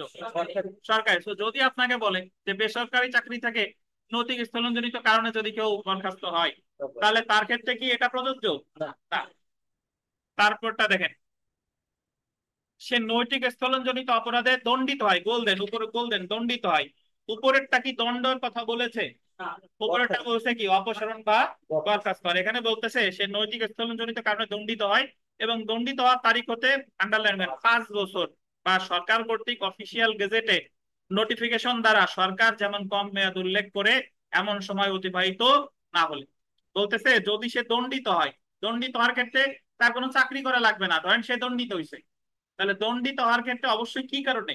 নৈতিক স্থলনজনিত কারণে। দণ্ডিত হওয়ার পরে কত বছর অতিক্রম হওয়া লাগবে? 5 বছর। 5 বছর, 5 বছর অতিক্রম, অথবা সরকার যদি আলাদা কোনো নিয়ম করে সেই কম মেয়াদ। বুঝতে পারছেন? সরকার যদি আলাদা বলে যে 3 বছর, যারা দণ্ডিত হয়েছে 3 বছর পর তারা পরীক্ষা দিতে পারবে, তাহলে 3 বছর পরেই পরীক্ষা দিতে পারবে। বুঝেন কিনা? আর সরকার যদি আলাদা কোনো গেজেট নোটিফিকেশনে কোনো নিয়ম না করে তাহলে কত বছর? 5 বছর। তাহলে এই জায়গায় একটা জিনিস খেয়াল করেন, প্রথম যেটা বরখাস্ত হতে হবে বা অপসারণ হতে হবে কোন চাকরি থেকে? সরকারি চাকরি। বরখাস্ত হওয়ার পর কত বছর? 2 বছর। বেসরকারি চাকরি থেকে যদি বরখাস্ত হয় হবে না। আচ্ছা, দ্বিতীয় যেটা, সেটা বলছে নৈতিক স্থলনজনিত কারণে আপনি কি হয়েছেন? দণ্ডিত। কোন চাকরি করা লাগবে না, এমনি দণ্ডিত হয়েছেন, ফৌজদারি অপরাধে দণ্ডিত হয়েছেন। বুঝতে পারছেন? তো এই ক্ষেত্রে অতিবাহিত হওয়া লাগবে কত? 5 বছর, বা সরকার যদি কোনো কম মেয়াদ উল্লেখ করে সেই কয়দিন।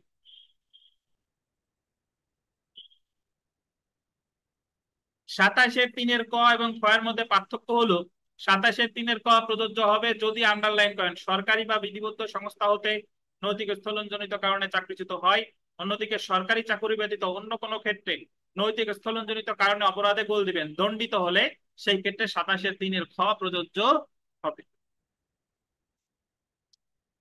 তাহলে মিঠুন বিশ্বাস বলেন তো, যে যদি কেউ ধরেন চাকরি করে আমাদের এই স্বপ্ন যে সুপার স্বপ্ন, এখান থেকে যদি কাউরে নৈতিক স্থলনজনিত কারণে ধরেন স্বপ্নের ম্যানেজার টাকা আত্মসাৎ করছে, তারে বরখাস্ত করছে, চাকরি থেকে কি করেছে, বরখাস্ত করছে, এখন সে কি বার কাউন্সিল পরীক্ষা সাথে সাথেই দিতে পারবে কিনা বলেন? কেন পারবে, ব্যাখ্যা দেন। স্বপ্ন কোন সরকারি প্রতিষ্ঠান না, সরকারি হচ্ছে একটা বেসরকারি প্রতিষ্ঠান। আর যদি এই জায়গা থেকে ওই আত্মসাতের জন্য তার যদি বরখাস্ত তো করছেই, পরে মামলায় দণ্ডিত হয়েছে, ফৌজদারি মামলায়, ধরেন তার বিরুদ্ধে 406-এর মামলা, অপরাধজনক বিশ্বাসভঙ্গের মামলায় তাকে 2 বছর দণ্ড দিছে, তাহলে দণ্ডিত হওয়ার পর অতিবাহিত হওয়া লাগবে কতদিন? 5 বছর। অথবা সরকার যদি গেজেট নোটিফিকেশনে কোনো কম মেয়াদ উল্লেখ করে সেই সময়। বিগত বছর প্রশ্ন দেখেন যে অ্যাডভোকেট ব্যতীত অন্য কোনো ব্যক্তি যদি আইন ব্যবসা করে তাহলে তাকে কারাদণ্ডে দণ্ডিত করা যেতে পারে। কতদিন বলেন? 6 মাস। পারা যাবে ইনশাল্লাহ। সরকারি চাকরি হতে নৈতিক স্থলনের দায়ে বরখাস্তকৃত একজন অ্যাডভোকেট যদি অ্যাডভোকেট হওয়ার জন্য অযোগ্য হবে যদি না সে অতিবাহিত করে কতদিন? 2 বছর। আর বেসরকারি চাকরি হলে দরকার নাই। 4 নাম্বার দেখেন, আচ্ছা এটা 3 নাম্বারটা একটু দেখেন, যে একজন অ্যাডভোকেট সব যোগ্যতা থাকার পরেও একজন ব্যক্তি অ্যাডভোকেট হতে পারবে না যদি সে সরকারি চাকরি হতে নৈতিক অবক্ষয়ের কারণে অপসারিত হলে, নৈতিক অবক্ষয়ের কারণে কোনো অপরাধে দণ্ডিত হলে, বাইরের দেশ থেকে ডিগ্রি আনলে, কোনটা?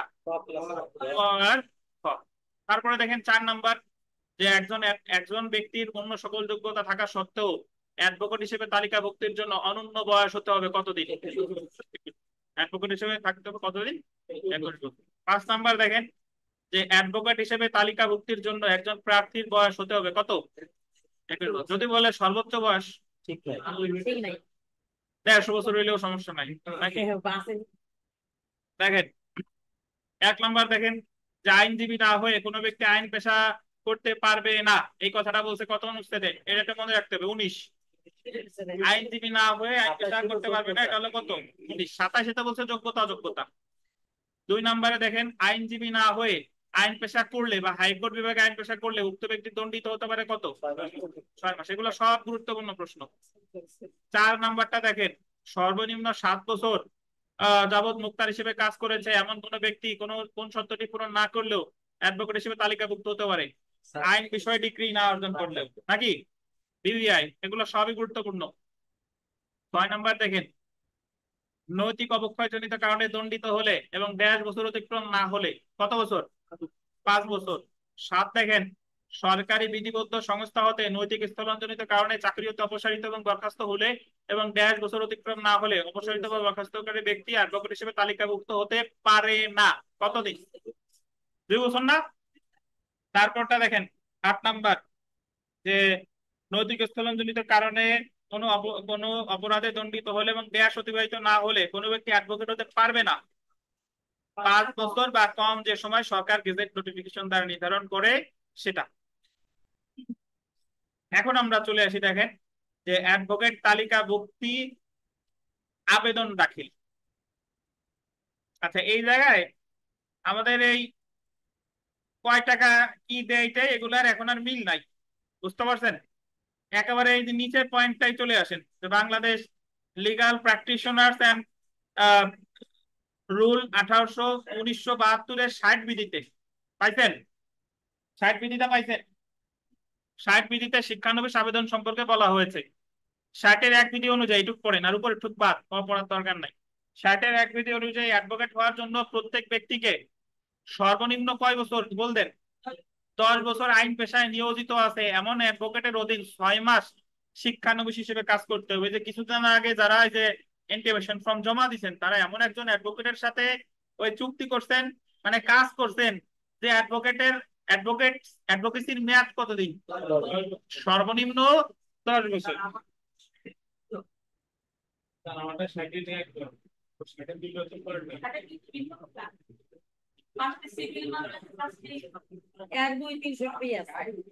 60 টাকা আপনার, আপনি বই কেনেন নাই কেন? এটাতে চালাবেন ভাবছেন? এটাতে হবে না।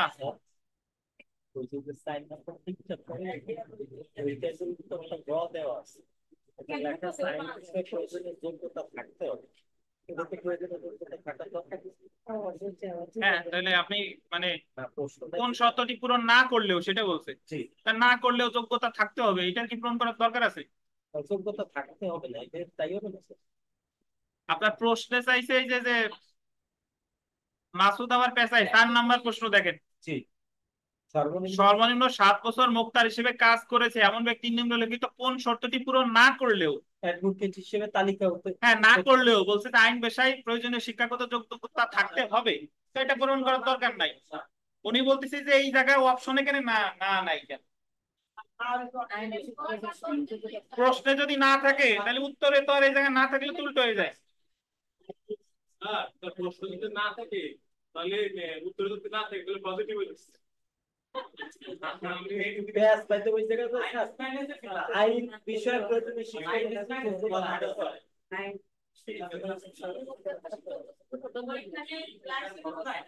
না ঠিক আছে বুঝছি আর যে বলছে বুঝছি কিন্তু ওই জায়গা ঘরটা দেখেন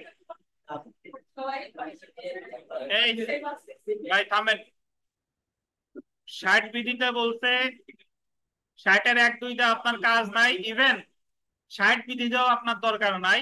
আপনি জাস্ট এতটুকু ভাবেন যে অ্যাডভোকেট হিসেবে পরীক্ষা দেওয়ার জন্য যে আইনজীবীর সাথে আপনি চুক্তি করবেন ওনার অ্যাডভোকেসির মেয়াদ হতে হবে অ্যাটলিস্ট 10 বছর, কথা শেষ।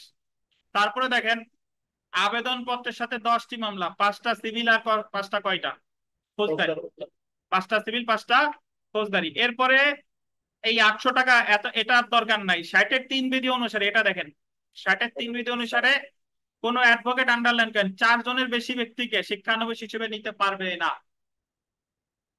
একজন অ্যাডভোকেট, যদিও বাস্তবে প্রয়োগ নাই, একজন অ্যাডভোকেট কয়জনের বেশি শিক্ষানবিশ নিতে পারবে না বলেন?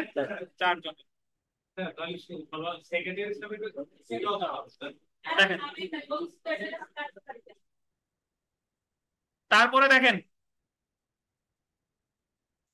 যে অ্যাডভোকেটের অধীন শিক্ষানবিশ নেওয়া হয় তার সাথে চুক্তি করার মেয়াদ থেকে 30 দিনের মধ্যে, আন্ডারলাইন করেন, চুক্তি করার মেয়াদ থেকে যেদিন আপনি চুক্তি করছেন তার 30 দিনের মধ্যে উক্ত চুক্তিপত্র সহ আবেদনপত্র বার কাউন্সিলে পৌঁছাইতে হবে। আপনি যেদিন চুক্তি করছেন তার থেকে কয়দিন?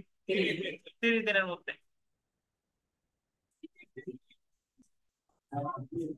হ্যাঁ, আপনি ধরেন সিনিয়রের সাথে চুক্তি করছেন, যেদিন ডেট দিচ্ছেন তার 30 দিনের মধ্যে এটা জমা দিতে হবে, সেটা বলছে না। 30 দিন কার্য দিবস বললে তো কার্য থাকতোই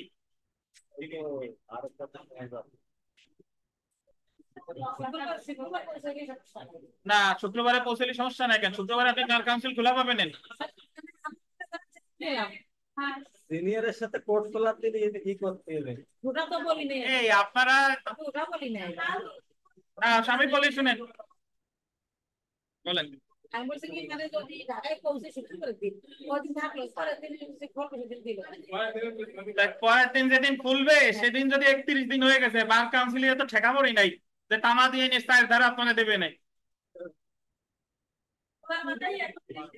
বার কাউন্সিলে আপনার জমা দিতে হবে 30 দিনের মধ্যে। এখন 30 দিন যেদিন 30 দিন সেই দিন যদি শুক্রবার হয়, বিষয়টা এমন না যে পরের দিন খোলা থাকলে যাইয়া আপনি নিতে পারবেন। সেটাই আমি বলছি কোন দিন জানি না, হাতে তো বসে দিই সেইটাই বলছি। কুরিয়ারে দিছিলেন কে? সময় ছিল না। এই থামেন, দেখেন থামেন, এটা আন্ডারলাইন করেন। যদি কোনো অ্যাডভোকেট যার অধীন শিক্ষানবিশ নেওয়া হয় চুক্তিপত্রে মিথ্যা বিবৃতি দেয়, আন্ডারলাইন করেন, অথবা মিথ্যা সার্টিফিকেট দেয়, তাহলে সে পেশাগত অসদাচরণের জন্য দায়ী হবে। আন্ডারলাইন করে 3টে স্টার দেন। যে সিনিয়রের সাথে আপনি চুক্তি করছেন তিনি যদি মিথ্যা কোনো বিবৃতি দেয় তাহলে সিনিয়র দায়ী হবে কিসের জন্য? ধরেন ওনার 10 বছর হয় নাই বা উনি 4 জনের বেশি নিয়ে ফেলছে তারপরেও আপনারা নিছে, তাহলে উনি দণ্ডিত হবে কিসের জন্য? অসদাচরণের জন্য। পরেরটা আসেন, কোন প্রার্থী তার তালিকাভুক্তের দরখাস্তের আন্ডারলাইন করে ইচ্ছাকৃতভাবে মিথ্যা তথ্য দেয়, তাহলে 5 বছরের জন্য অ্যাডভোকেট হিসেবে নিবন্ধন হওয়ার অযোগ্য হবে।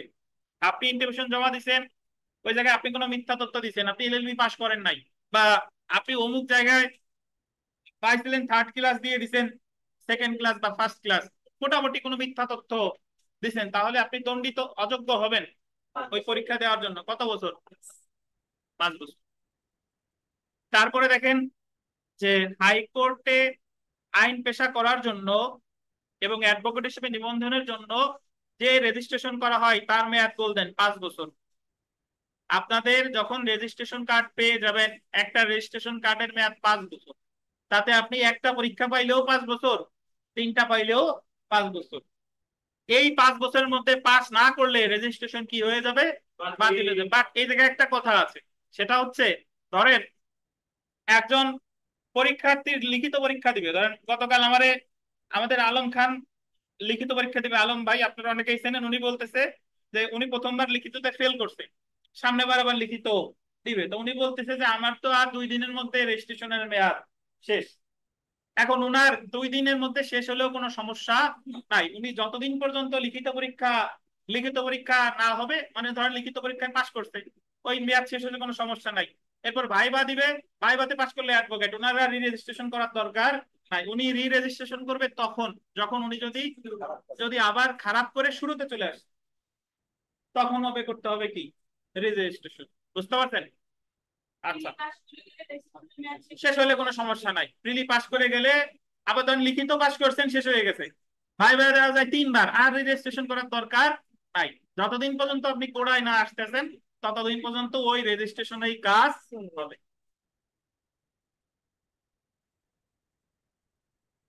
আমরা চলে আসি বার সমিতি পরিবর্তন, আন্ডারলাইন করেন বার সমিতি পরিবর্তন।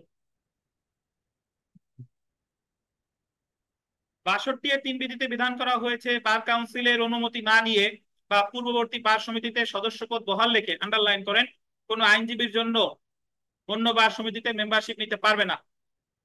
বার সমিতি পরিবর্তনের জন্য প্রত্যেকটি আবেদন গোল দিবেন 1000 টাকা জমা দিয়ে দাখিল করতে হবে। তাহলে এখানে একটা জিনিস দেখেন যে বার সমিতি পরিবর্তন আসলে কাকে বলে। আপনি ধরেন ঢাকা বার আসতে চান গোপালগঞ্জে, আসতে চান কোথায়? গোপালগঞ্জে, তাহলে অনুমতি নিতে হবে কার? বার কাউন্সিলর। আপনি যে বারে থাকবেন ওই বারে আর সদস্যপদ বহাল রাখা যাবে না, ওই পদের সদস্যপদ বাদ দিয়ে এরপরে এসে আপনাকে গোপালগঞ্জ বারে জয়েন করতে হবে। কিছু ক্ষেত্রে বার কাউন্সিলের শুধু বিধানই আছে, বাস্তবে প্রয়োগ নাই। আমি একজন অ্যাডভোকেটকে চিনি গোপালগঞ্জের, তিনি ঢাকা বারের সদস্য, গোপালগঞ্জ বারের সদস্য, আবার সুপ্রিম কোর্ট বারেরও সদস্য, উনি 3 জায়গায় ভোট দেয় এবং সাধারণত নির্বাচনের আগে আনাগোনা দেখি বেশ, তখন ওই যে হ্যাঁ জি, তো এ হচ্ছে বিষয় দেখেন। কিন্তু আমাদের 62-তে বলছে কি, আপনি একসাথে একটা জিনিস মনে রাখবেন, আপনি একসাথে সুপ্রিম কোর্ট বারের সদস্য হইতে পারবেন আর যে কোনো একটা লোকাল বার, মানে হয় আপনি সুপ্রিম কোর্ট বার তো আমরা জানি যে লোকাল বার আর সুপ্রিম কোর্ট বার তো 2 প্রকার। সুপ্রিম কোর্ট বারের সদস্য হলেন, গোপালগঞ্জের সদস্য হলেন, কিন্তু আপনি অন্য কোনো বারের সদস্য পদ যদি নিতে চান তাহলে এই গোপালগঞ্জেরটা কি করতে হবে? বাদ দিতে হবে। না না, হ্যাঁ তারা আগে ঢাকাতে ভর্তি এসেছে, এখানে এসে ভর্তি তাদের কি তাদের ওই যে তাদের তো হালাল সব অসদাচরণের মধ্যে পড়বে? অসদাচরণের মধ্যে পড়বে, ওনাদের বিরুদ্ধে যে দরখাস্ত দিতে হবে যে ইনি এই কাজ করে বেড়াচ্ছেন। যাই হোক, এত কথা দিয়ে আমাদের কাজ নাই, আপনাদের পড়ার পাশ করার দরকার পড়ে। বুঝতে পারছেন কে কি করলো না না করলো? দেখেন সো বিগত বছরের প্রশ্ন দেখেন, ন্যূনতম কত বছরের অভিজ্ঞতা থাকলে একজন অ্যাডভোকেট কোনো সনদ প্রার্থীকে নবিশ হিসেবে নিতে পারে? কতদিন? 10 বছর। 2 নাম্বার দেখেন, কোন অ্যাডভোকেট বার কাউন্সিলের অনুমতি ব্যতীত শিক্ষানবিশ নিতে পারবে না। কতজন? 4 জনের বেশি।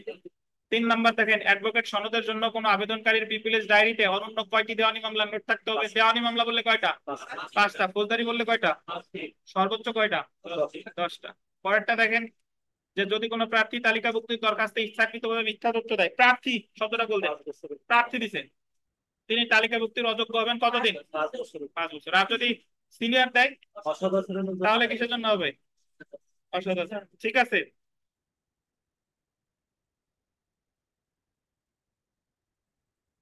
আমরা সেলফ প্র্যাকটিসের 3 নম্বর প্রশ্নটা দেখেন। শিক্ষানবিশ চুক্তিপত্রে কন্ট্রাক্ট অফ পিউপিলিজ দাখিল করতে হবে এর সম্পাদনের ড্যাশ দিনের মধ্যে। কয়দিন? 30 দিন।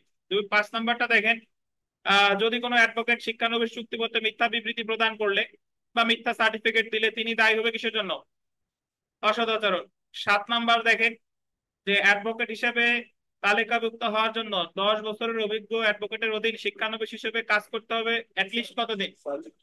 6 মাস। এই কাজটাও তো আমরা কেউ করি না, মানে কাজ করতে হবে জাস্ট খালি হাতে কলমে করা আর কি। দেখেন, আমরা এতক্ষণ যেটা পড়লাম আইনজীবী হওয়ার যোগ্যতা অযোগ্যতা 27। এবার আমরা দেখবো হাইকোর্টে আইন পেশা করার অনুমতি অনুচ্ছেদ 21।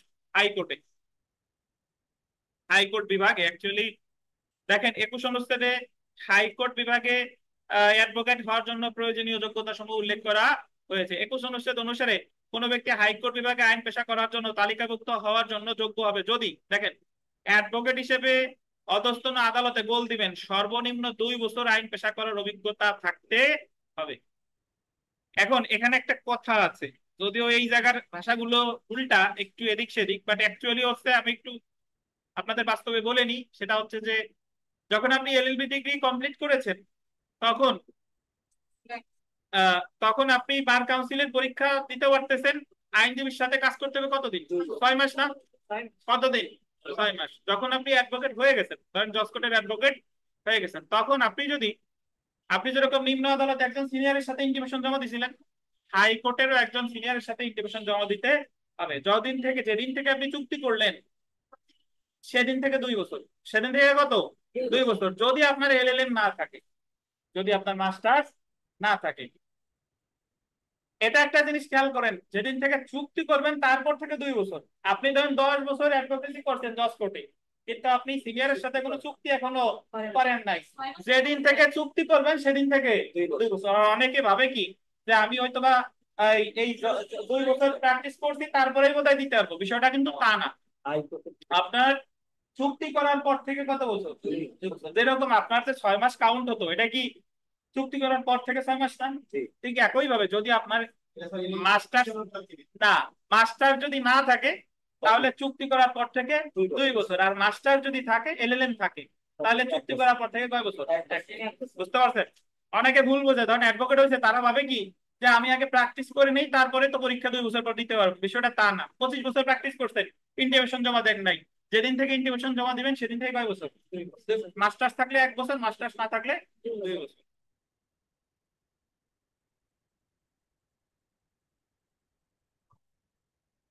সে আইনে স্নাতক পাস বা অ্যাডভোকেট হিসেবে সরকারি গেজেটে উল্লেখিত বাংলাদেশের বাইরের কোনো আদালতে আইন পেশা করেছে, মানে সে যদি অ্যাডভোকেট হিসেবে বাংলাদেশে আইন পেশা না করে বাংলাদেশের বাইরেও কোথাও যদি আইন পেশা করে তবুও সে হাইকোর্টে পরীক্ষা দিতে পারে। তারপরে দেখেন, তার লিগাল ট্রেনিং বা অভিজ্ঞতার জন্য বার কাউন্সিল তাকে উপর উল্লেখিত শর্ত অব্যাহতি দিলে। আমাদের যোগমন সিদ্দিকী একজন লোক ছিলেন, এক বিচারপতির ছেলে। উনি বার কাউন্সিল প্রিলিমিনারি পরীক্ষায় একাধিকবার পরীক্ষা দিছে, উনি পাশ করতে পারেন না। মানে আপনারা যেটা দিবেন এই পরীক্ষায় সে পাশ করতে পারে না, সে ব্যারিস্টার। তখন তারে বার কাউন্সিল থেকে তদবির করে তারা এই যে সরাসরি তারা হাইকোর্ট বিভাগের অ্যাডভোকেট হিসেবে গেজেট প্রকাশ করে। মানে সে নিম্ন আদালতের পরীক্ষায় পাশ করতে পারে না, তারে বানাই দিয়েছে কি হাইকোর্টের অ্যাডভোকেট। সো বর্তমানে ওই নিয়ে মামলা টামলা রিট হয়েছে, অথবা স্থগিত আছে না চালু আছে আমার ঠিক জানি না, তবে এরকম সে করেছিল। মানে আপনার ক্ষমতা থাকলে, বিধিকা বিশ্বাস, আপনি তদবির করেন, এই নিম্ন আদালতের না হয়ে সরাসরি হাইকোর্টের হওয়ার সুযোগ আছে। দেখেন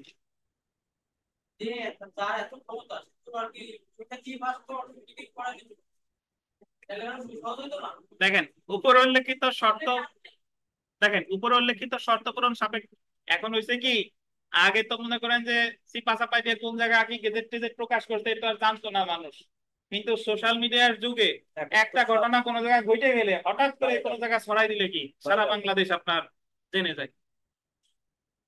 উপরে উল্লেখিত শর্তসমূহ সাপেক্ষে এবং 22 অনুচ্ছেদে উল্লেখিত প্রয়োজনীয় ফি পরিশোধ করলে হাইকোর্ট বিভাগে প্র্যাকটিস করার অনুমতি দিবে। আচ্ছা, বাকিটা আমরা বিরতির পর শুরু করবো ইনশাল্লাহ।